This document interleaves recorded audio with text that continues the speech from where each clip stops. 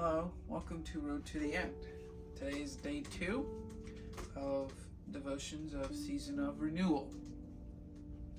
Today's devotion is called Renewed Faith, and it's a 7-part series. So we will begin with part 1, and we will also begin with the scriptures. There is 4 scripture readings, and I will begin reading those. First scripture, 2 Timothy 4:6, verse 6. For I am already being poured out as a drink offering, and the time of my departure is at hand. Second, we're jumping backwards to verse 2, 2 Timothy chapter 4, verse 2. Preach the word, be ready in season and out of season. Convince, rebuke, exhort with all long-suffering and teaching. Now we move on to John 14, verse 1, and then to verse 14. Let not your heart be troubled. You believe in God. Believe also in me. Now, verse 27 in John 14. Peace I leave with you, my peace I give to you. Not as the world gives do I give to you. Let not your heart be troubled, neither let it be afraid. So, now we will begin with the devotional. Are you at the end? After all I have done for you, is this how you let me meet your end? Let me meet my end. This is what the Apostle Paul might have asked the Lord as he waited the end of his life in prison. Do you also feel like you're at the end? At the end of your strength, at the end of your wisdom, at the end of peace, because it is currently nowhere to be seen in this world? Paul would have had every reason to be at the end and to fall into self-pity. He said at this point, for I am already being poured out like a drink offering, and the time for my departure is near. But in spite of his situation, what did Paul tell Timothy in this letter? He encouraged him. He encouraged him even though he was at the end. Just because he was at the end of himself, did not mean he had given up.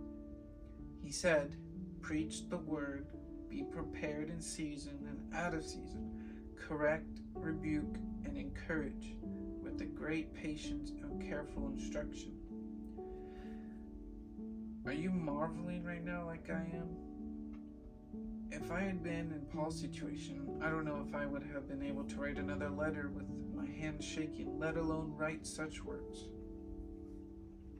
And if I had my cell phone with me, I probably would have posted, help, save me, I don't feel God, I think he has forgotten me.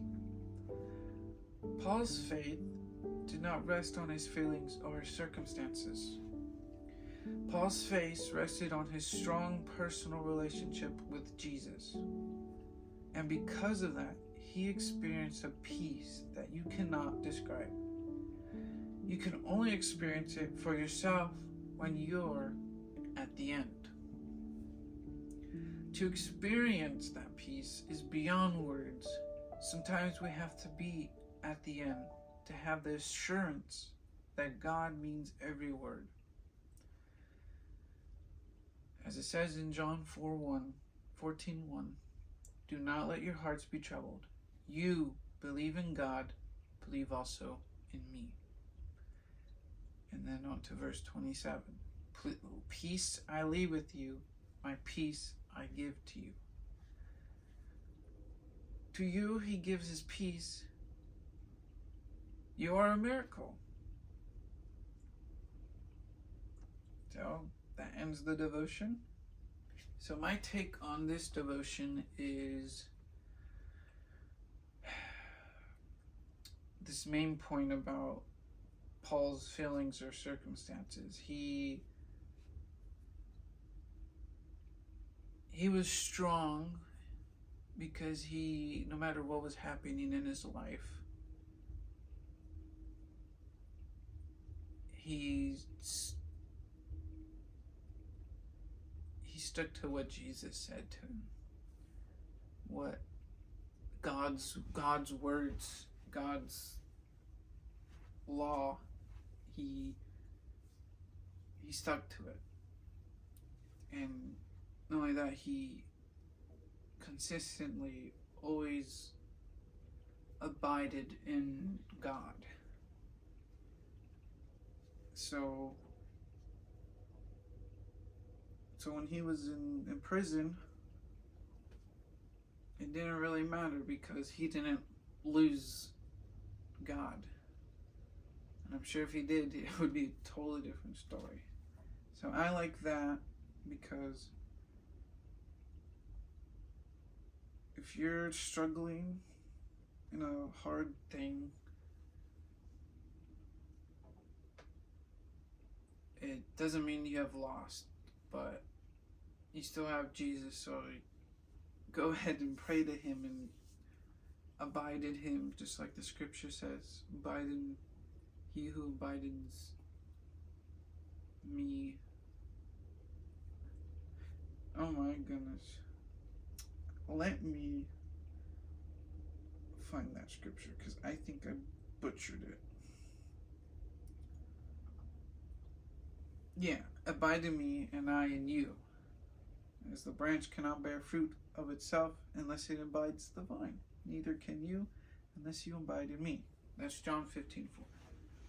So as long as we're doing that, we will have fruit. Blessings will come. And just like any tree, we get dead branches and bad fruit, but that's just life until it's restored. And as the devotion said, we usually don't realize it till we're at our end point. We hit rock bottom, and when we're left with nothing but God, ourself and God, because this technology,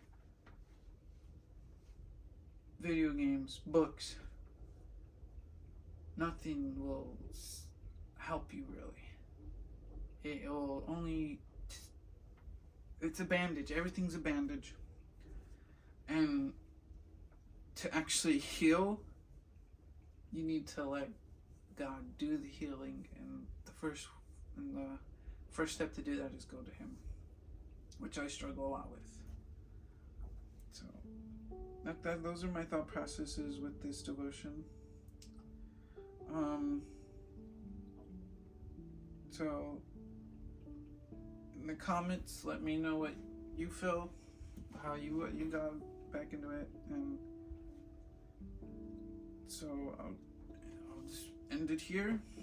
Thanks for watching, and I hope this journey, I pray this journey is very successful and that it will bring me closer to God and reach those as well.